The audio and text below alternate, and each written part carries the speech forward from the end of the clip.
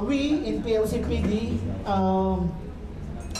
has been very active in advocating for the rights of children in the whole discussion of PBL in both houses, in the Senate and the House of Representatives. Simply because we know that marami pong buhay ng kabataan ang nabibingit sa anumang forma ng digmaan at conflict. At alam po natin na mga kabataan o mga bata ay hindi lang biktima ng karahasan, kundi sila po ay nire-recruit sa mga digmaan.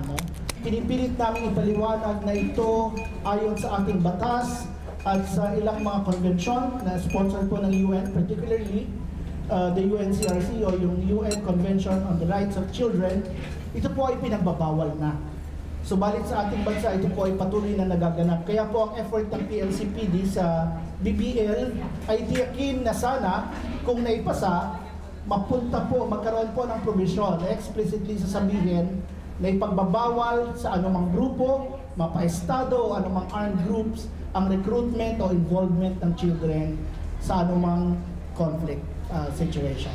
Kahit paman na hindi ito maipapasa ngayong administrasyon, nabanggit naman ng Pangulong Aquino at saka ng MILF na itutuloy nila yung peace process. Batay sa alituntunin ng peace agreement, maisama itong palisiya na wag sanang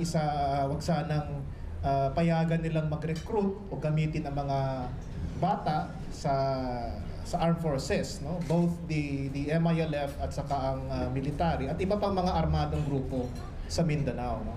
So kahit hindi sana maipasa ang BBL ngayong administration, ngunit ituloy pa rin yung talakayan at yung advokasya hinggil sa pagtatanggol sa mga karapatan ng bata at siguraduhin na walang recruitment of children in our military and in our armed groups.